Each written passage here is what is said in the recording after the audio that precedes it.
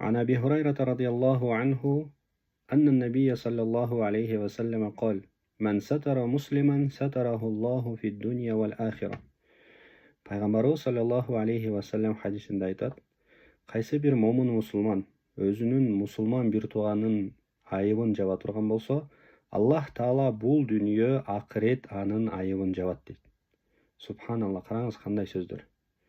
Егер де сіз бір мұсылмандың күнә қылып атқанын көріп, бір жаман іш қылып атқанын көріп тұрып, жашырып қойсаңыз, Аллах Таала сіздің айыбыңызды бұл дүние ақырет жашырып қояды.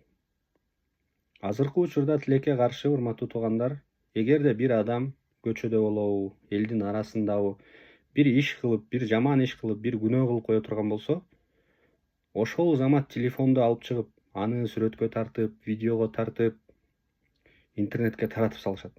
Ушул нерсе туура эмес, урматтуу жамаат. Себеби пайгамбарыбыз айткан, жашырыш керек дейт. Мусулман мусулмандын айыбын жашырыш керек. Жана пайгамбарыбыз саллаллаху алейхи вассалам хадисинде айтат: Kullu bni adam hatta wa khayrul hatta'in at-tawwabun. Бардык адам баласы ката кетирүүчү. Ката кетирет дейт бардык адам баласы. Жана ошолордун арасынан эң жакшылары тооба кылуучулар.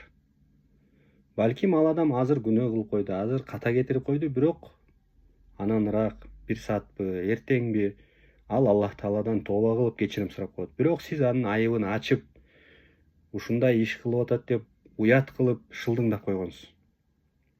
Бул нерсе туура эмес болуп калат, урматтуу тууган. Ошол үчүн пайгамбарыбыз саллаллаху алейхи вассалам айткандай, биз момун мусулмандардын күнөө кылып атканын, жаман иш кылып атканын көрүп атсак, анда биз аны жашырып коелу. Аллах Таала биздин айыбыбызды бул дүйнө акырет жашырат. Жана ошондой эле бир жаман ишти көрсөңүз, аны сыртка чыгарып, ага насыйхат айтыштын кереги жок. Алымдар айтат, эгерде сен аны элдин көзүнчө насыйхат кыла турган болсоң, сен аны деген шылдыңдаган сыяктуусуң деген.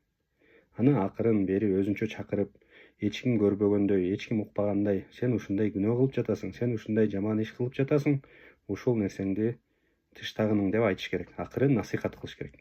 Ал эми анан ал адам тыштабай, элге көрсөтүп, сыртка чыгарып ал ишти күнөө кыла турган болсо, анан уже аны дагы элдин көзүнчө уже токтотуш керек. Элдин көзүнчө уже кылып атса, элдин көзүнчө эле айтып, аны токтотсо шариатта боло берет.